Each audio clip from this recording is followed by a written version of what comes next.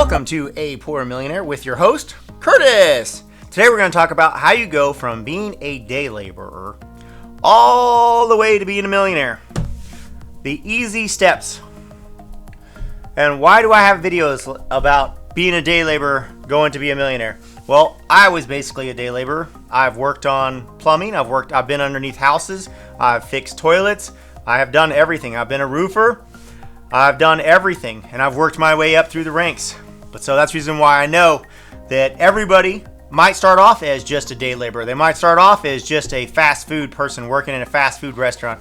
Everybody starts at a different place. So if you start off at that very, very bottom, and I start telling you how to go from that bottom all the way to a millionaire, then if you are anywhere on that process, you'll be able to catch the train all the way to $1 million. Now, obviously, $1 million, like I said before, I've got to remind you guys constantly, $1 million isn't what it used to be. $1 million in the 1980s was like $3 million, right? $1 million today just isn't what it was. So obviously you got to get to past that $4 million mark before you're considered a millionaire by the 1980 standards. Because in the 80s they thought you're a millionaire, they thought blah blah blah. Obviously, if you're a millionaire in the 1930s, oh my God, you owned half the United States, right? Not really, but you get the drift, guys. Inflation kills that money as you go. So if you start right now and you say, hey, my goal is $4 million, by the time you get to $4 million, you're probably going to have to go to $6 million because of inflation. Because it might take you 10 years, it might take you 20 years. And in that 20-year process, the inflation might have taken that $4 million your goal was and lowered that $4 million to where it's only worth $2 million. So you had to go to $6 million in order to get to that $4 million spot. That's inflation. I will definitely do a video on inflation because it is a horror of the investor and a horror of the millionaire and it's a horror of anybody who wants to get ahead. So keep that in consideration when you're trying to go from day laborer to a millionaire. This is how you do it. All right, you're a day laborer, you're showing up. Obviously, you need to make sure that you have some sort of driver's license for the state or city that you live in. Make sure that you are legal. If you're not legal, then you got to apply for citizenship and start on that basis. I'm assuming that you're a day laborer, and I'm assuming that you've graduated from I'm going to assume that you haven't graduated from high school. I'm going to assume you dropped out of high school, and you're basically homeless, and you started as a day laborer, right? You're starting from that point, the very lowest point a person can start at. Basically, you're just making enough money to pay your rent. You don't even have a car. You start at this pace. Well, anytime you're a day laborer, you're actually working for a company. You're working for some sort of company, and usually there's going to be a tradesman there, some sort of trades. Let's assume it's a plumbing company, ideal one, right? So plumbing company, what you do, you learn plumbing. You're the day laborer. You're actually digging the ditches. You tell the master plumber or the head plumber, I want to do a little bit more. What can you teach me? And he'll be like, yeah, right. He won't believe you because you're just a day laborer. He's going to remember, guys, whenever you're trying to climb the ladder, anytime there's somebody in charge, they're always going to assume that you're not actually going to do it. Because everybody wants to climb the ladder, but very, very few people actually start climbing the ladder. They actually put in the effort and the time necessary. They've actually done studies where they tell people, hey, I know you're in this job, but I would like to promote you to this job and see this is management training, and if you apply for it, and very, very few people actually apply themselves to get to the management level. There's been actual studies about it. People just, when you see yourself or someone else sees you in a lower position, that's all they see. So you gotta be really careful about that. And some people are gonna see, hey, this guy, he's young, he's bright, he's on his way. Or this girl is young and bright and they're on their way. They're trying, and they're gonna realize you're on the rise. All right? So you go to the master plumber, you go to the master carpenter, and you say, hey, I want to do more. Can you teach me a few things? They're going to teach you a couple things. You learn those things, you start doing them. You start doing them as well as you can. Be the best ditch digger you can be until you've mastered ditch digging. Be the best pipe fitter you can be until you've mastered the pipe fitting. And then move on to the next thing. And then ask the master plumber or the master carpenter or the master whatever it is, the guy who's giving you all the tools, or if you get a sales job, you're learning the sales technique and you're basically climbing the ranks of the salesperson, right? This translates in, if you're in the restaurant business, then just climb the ranks of the restaurant business. Now, obviously, I would say you need to get to another field besides the restaurant business. Unless your goal is to own a restaurant, in which case you can still do it. It's just going to be if you really love restaurants and you want to put in the time and you want to own your own restaurant, then this is how you do it.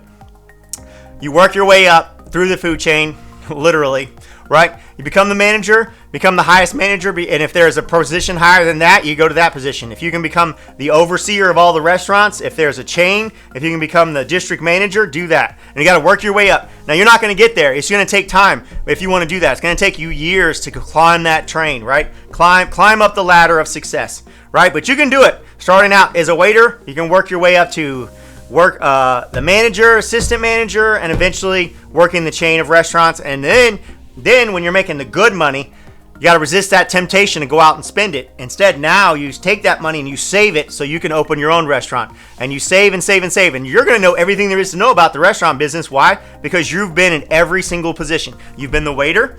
You've been the manager, you've been the assistant manager, you've been the manager, you've been the district manager. You know everything start to finish. You know the whole process start to finish. It's the same thing you do when you're on a plumbing job and you're the day laborer and you're digging the ditches, right? You dig the ditch, you learn the ditch, then you learn how to pipe fit, then you learn the next thing and the next thing, and eventually the guy's going to say, all right, well, you know pretty much everything. You're pretty much a plumber, but you haven't gone to school for being a plumber. So then you find a job where they'll hire you even though you're not a licensed plumber. And basically you still work underneath a licensed plumber, but then you're doing twice as much work because licensed plumber is the one signing off on it and you're actually doing the work. And then while you're doing that, you save your money and you go get your license as a plumber. Then you, as a plumber, you go out and do your trade, learn it well, make sure that you know everything there is to be about plumbing. And then you open your own plumbing business. You go out, do that. Then you start hiring people. Now you've got one guy working for you. You get him trained up. You get him plumbing. You get him doing his own jobs. You make sure he's got a truck. You send him out on jobs. You make sure things get done. And now you've got one employee. Then you start, as soon as you get him up and going, he's making money and you're making money. Then you hire another employee. And then rinse and repeat and you expand. All right, and then you expand until you've got 5 or 6 plumbers, and suddenly, you know how many guys who are plumbers who started off as digging ditches and moved into the master plumber and eventually became the owner of the business and eventually own a plumbing business? There are hundreds, thousands of them who now own their own plumbing. Do you think that just some random guy bought a plumbing business? Do you think that's how it works? No. The way that it works is a plumber hired other plumbers, put those plumbers on jobs, and eventually created his own business, and then he became a plumber, right? That is how you become a millionaire as a plumber. Plumbers make tons of money. All right, same thing with carpentry, same thing. Start off as a helper. You're just cleaning the floors. You're cleaning the floors and moving supplies around, right? And you tell the guy, hey, I want to do something more extensive. And of course they're going to be like, well, of course, help me out here. Why don't you nail that into the wall, do this, cut this piece to this size, and you just basically work until you work your way up until you're basically a carpenter, and eventually you can work into that job, and eventually you start doing your own jobs. Or if you're a roofer, you learn the roofing business, you learn every position, and then you start learning the guys, start hiring your own crew, get your own truck, start your own roofing company, and eventually you're making money that way, actually doing the labor side of the roofing. There's 2 sides of roofing. Usually there's 2 sides of everything, guys. There's the actual production side, and then there's the sales side. On a roofing company, a lot of times you'll have 2 different companies actually doing the roof. You got the company that sells it, and then the company that does it. And the company that does it, they've got their truck, they've got their roofers, they come out and they do it, and they're doing it for multiple companies. And then you've got the sales company. The sales company's actually selling it, making sure it gets done, and doing all the stuff. They're actually going out there and finding the leads, finding the jobs. And then they sell it, and they have the other company come out and do the actual job. And then, of course, if you get you could expand. If you start off on the sales part of it, you master the sales part of it, and eventually you start your own company, you get your own guys, and you become this big company over here, then you can start actually hiring your full-time guys to do the other side of the company, which is the actual production side of the company, and then you build into a big company, and then that's where you make the real bucks, right? And boom, you're a millionaire. These are the keys, guys. You can work your way up in any company, and the absolute worst case scenario, by learning a skill and by getting better, the worst case scenario is you end up being a successful plumber, or you end up being a successful carpenter, or you end up being a successful guy who runs a restaurant. All right, but eventually you're gonna have to take that step. When you want to move from the manager, from the carpenter, from the plumber, from the electrician, from any of those jobs to the next step is taking the step of actually hiring someone and managing them and having them work for you and actually sending them to jobs and making sure they do it, and then hire another person and then start building your business, right? And then invest in stuff that you need to build your business and invest. This is where the risk comes in. This is where people always say, well, I built this company and I took the risk. You know what the risk is? The risk is when you spend your own, you get that paycheck. You get your paycheck you're making a good living. You're making, let's say, you're making $80,000, really nice, comfortable, good living. But instead of taking that entire paycheck and spending it on a nice car, a nice place to live, nice vacations, and spending it at the fancy restaurants and all that good stuff, instead of doing that, you live off a half of it, right? You live off on $30,000. You take the other $30,000, you start saving it, and guess where the other 20 went? It went to the government, right? Because taxes. But that brings me to the next thing. When you actually do start your business, you're going to get your taxes are going to actually get better because it's a business. You can write off more. You can write off your truck. You can write off your cell phone. When you're actually working for somebody, you can't write off your car, your cell phone. Now, obviously, if you're working for some companies, they'll give you a car and they'll give you a cell phone for the business purposes only. But this all goes into the benefits of being a business owner. Being a business owner, you can actually lower your tax burden. Back to, you have to take that risk. You've got to take, when you become that master, and by master, you know what I mean, because it's not politically correct. I'm not going to get my blue check mark on Twitter, right?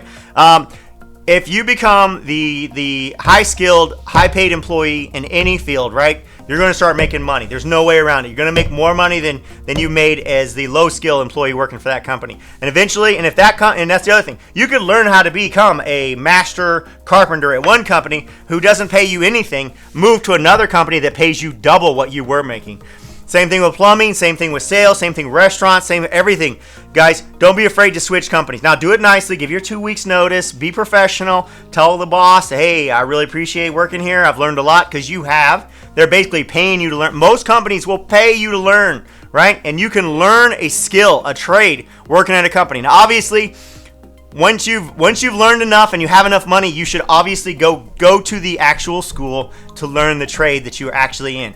But get your feet in it. Make sure you enjoy it. Make sure you enjoy being a plumber. Make sure you enjoy getting dirty before you go and spend money at a school to become a plumber or become an electrician. I know a ton of people who have an electrician's license and then don't use it, or have a law license and don't use it because they've never been in the actual thing before they got the license. They got it, they went and did it, and they're like, not for me, or it doesn't pay enough, or it's just not that interesting, or I don't really want to be inside all the time, or I don't want to be outside all the time. It's the same. It's a double thing. Some people don't want to be inside all the time. Some people don't want to be outside all the time. So some people want 50-50. You don't know. So guys, go out, get a job of something you're interested in if you can, or get the highest paying job that you can, either or, and learn a skill, build your skills.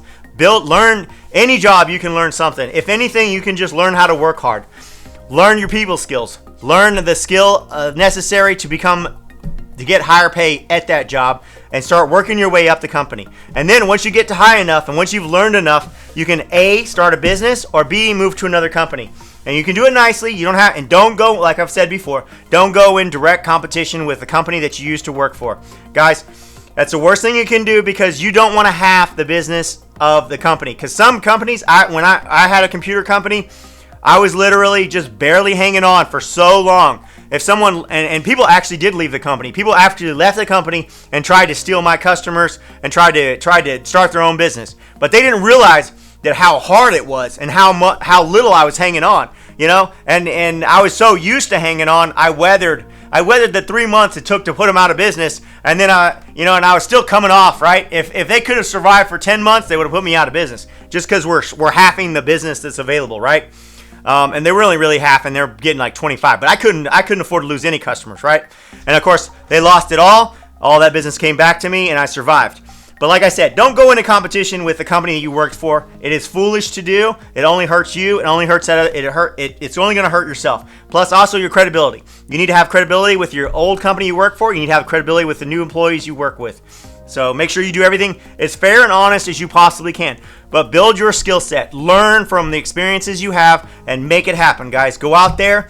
Learn the skills necessary to get to the next level. Once you get to that next level, eventually you're going to want to start your own business. If you really want to make money, you really want to succeed in life, I'm going to tell you the way to do it from day laborer to millionaire. Now, obviously, there are going to be some people out there going to be like, well, I want to go to college and become XYZ, a doctor, lawyer, whatever, all these things, right? You can do those things, and you can become a doctor and lawyer, and some people have that advantage. Some people have mommy and daddy footing the bill, right? Mommy and daddy's writing the checks, right? And you've got the car, and you've got the dorm, and you're going to go to the fancy college, and mommy and daddy's going to pay for it, and you got the good grades, and everything works out, right? Great. You can still become a millionaire even though mom and daddy's paying your bills. It's going to be easier in some senses and harder in others because you're going to be used to not working very hard, really, honestly. You're not going to understand what real work. A lot of these guys get out of college and they don't understand real work. They haven't been working, 8 to 10 to 20 hours or just ridiculous amount of hours in the day, right? They haven't done that. They're going to think, oh, well, I'm going to work 8 hours. And when a lot of these guys, when they say I'm going to work 8 hours, they don't really mean 8 hours. They mean they're going to show up. They're going to get their coffee. They're going to take a long lunch break. They're going to take long breaks. They're going to leave early. They're going to take off. They're always taking off time. They're always leaving, right? They're always coming in late. They're never actually advancing. They're never learning the skill. They're never showing up early. They're never putting the effort in. They're not actually learning. They're just getting by. They're just barely, they're barely giving you 8 hours, just barely. They're really giving you like about 4 hours, really. When you take it all in consideration, you're only getting about 4 hours of actual productivity. The people who really put in the effort, they're giving you like 10 hours worth of productivity, all right? And they're giving it to you in about 9 hours because it's just so valuable, the productivity of a person who's actually putting the effort in. And they're advancing, and they're learning, and they're becoming better. And of course, obviously, those people are people to look out for because eventually they're going to start their own business, and eventually they might be a competition of you. Like I said earlier, though, hopefully they will be nice about it, and hopefully they'll move to a different market or they'll go into a different business, and they won't be a direct competition for you. Guys, you want to be a millionaire or you want to be successful? The keys to success is learn. Learn to earn. All right, that is learning is the key to success. All right, learning a skill, learning a way. And then the second part of that is after you've learned is you have to take the risk. You've got to take the risk, got to take the plunge. You need to have a goal and you need to take the risk. Take the risk for the goal. You got to say, hey, this is what I want to accomplish. I want to, and it's not just about money, guys. It's about also success and it's about growth. I want to become a successful restaurant owner, right? And it's not just about the money. It's about this is what I want. I want to do something in this world. I want to create something. I want to own something. I want to be a part of something. I want to learn this knowledge. I want people to know, hey, this guy owned a restaurant. This guy created this restaurant. This guy made this place. This guy owns this place. That is an accomplishment. It's not just about the money. Success is not just about the money. Money is basically just something that happens after you reach success. So really, you're shooting for the success. You're not really shooting for the money. The money is kind of a byproduct, right? Now, obviously, you can move that around, but in most cases, shooting for success will end up with money. If you're successful in the area and the endeavor you're doing, more than likely you're going to make money. Now, obviously, if you go and you want to be a successful teacher, it's going to be really tough to make that money. But being a successful teacher is there's not a lot of risk. There's not a lot of learning. Obviously, you got to go through school and then you got to learn how to teach kids. And I'm sure you can find it very rewarding. But at the end of the day, once you start that class, you're not going to learn the skills to move to the next level because there really isn't another next level. The next level is basically just teaching kids, which is extremely important, but it's not going to lead to higher successes, right? You need to pick something that's going to be successful and something you can make money at. That's the other thing. Be very careful about what you pick. One of the things I did wrong was when I picked the computer business, I loved computers. I was a nerd, basically. What are you, some kind of super nerd? Yes, I was a super nerd, right? A big nerd, right? I love computers. I love video cards. I love video games. I loved everything about computers. I still like computers, love them, but obviously not as much as I used to. So that's why I picked that. If I had picked another company like roofing, or if I had picked a plumbing company, or if I had picked a construction company, I would be so much richer today because I lost my computer. I lost millions of dollars on my computer. 2 computer companies go under. 2 wholesale computer companies went under, and I lost millions. I lost millions twice, right? So if I'd picked some other thing some other standard like roofing company, if I'd only done roofing company, if I'd only done a plumbing company, all these things, if I put in the same amount of effort in a plumbing company or the same amount of effort in a construction company, and that company would have never gone under. I can tell you that. I worked my butt off. I learned everything there was to learn. I hired people. I trained people. I did everything that was necessary to keep those companies alive. And the market just wasn't there. And the market punished me for being stupid, right? But I loved it and I wanted to do it. And I wrote it in the ground, guys. So be smart. Pick something that's a solid moneymaker that you know in the future is not going to get outsourced to China, or is not going to a robot's going to start doing it. Robots can't really do plumbing. Robots can't really do roofing. Robots can't really do a restaurant, an actual restaurant, people sitting down. Robots aren't going to be able to do that. Obviously, robots are going to completely take over Wendy's, McDonald's. Consider that. Think 10 years ahead, guys. Think, what is something a robot can't do, and then pick that as your career. All right, or pick something some technology. If you're a smart guy and you can actually build robots and you want to build your own robot company, do that too. All right, not everybody's going to decide they've got to pick the solid item. If you want to make sure your success is assured, you've got to pick something solid, a human need, a roof, shelter, food. It's got to be something solid that people need and people are going to need in the future, and then a robot can't take over. Because Google's going to make robots. They're going to take over everything, and everything's going to be put out. That's just the way it's going to be. Trucking, it's going to be run by robots. Don't become a trucker, obviously. It's a given, right? Trucking used to be a great job where you make a lot of money being antisocial, be on the road, can make anywhere from, $30,000 to $80,000, right? Now, the robots are coming. Within 5 to 10 years, trucking's going to be gone. There won't be anything on the road except robots, period. You know it's going to happen. You know it's coming. It is, and it's going to be a nightmare. That's the other thing is, remember, guys, there will be times in the future where we will have recessions. Things will get bad, and the jobs are going to be scarce. All right, it's going to be harder to get harder to be a laborer job because there's going to be 15 guys trying to fight for that labor job. But if you're the smartest, best laborer, guess who's going to get that job? Best laborer. That sounds pretty funny, right? Whoever is the top-notch guy in your industry is the guy who doesn't get fired. So always rise to the top. Always be the best. Be the best ditch digger. Be the best plumber. Be the best carpenter. Be the best restaurant. Be the best waiter. Be the best assistant manager. Be the best foreman. Be the best manager. Be the best district manager. Beat everyone, and then you've got nothing to worry about. Plus, you can start working on opening your own business. You can start working on building your finance, and that's the thing you got to learn.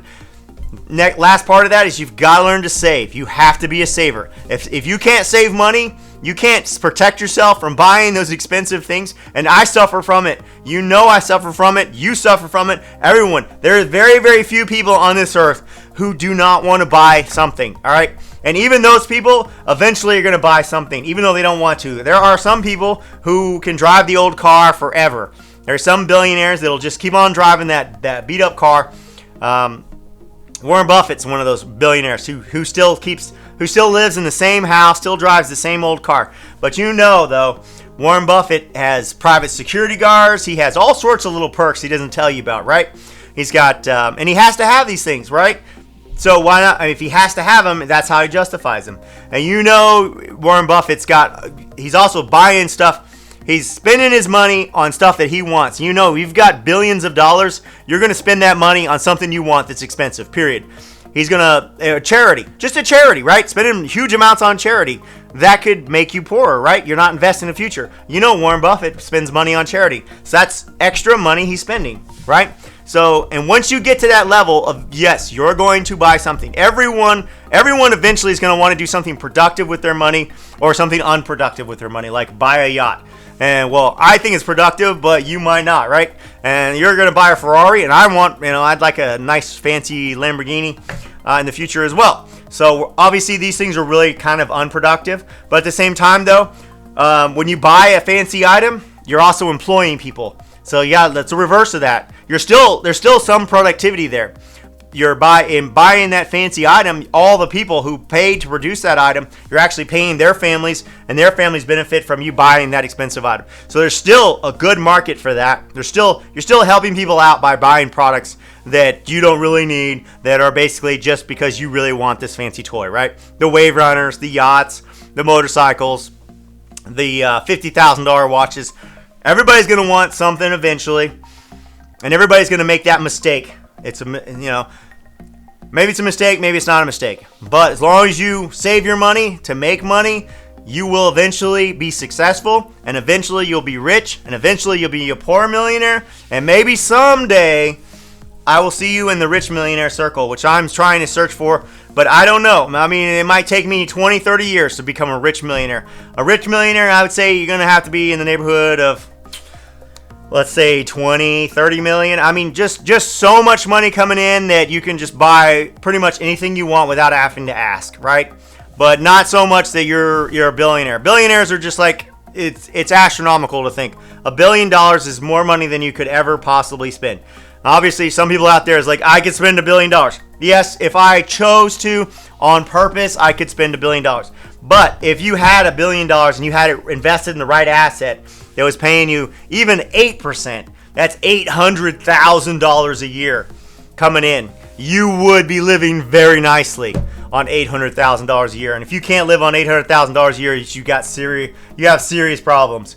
Anyway, guys, I really appreciate you tuning in the video. I hope you got something out of this. I am going to do future videos on how to go from day laborer to a millionaire, because I think it's a very interesting subject. There's a lot of guys who have done it.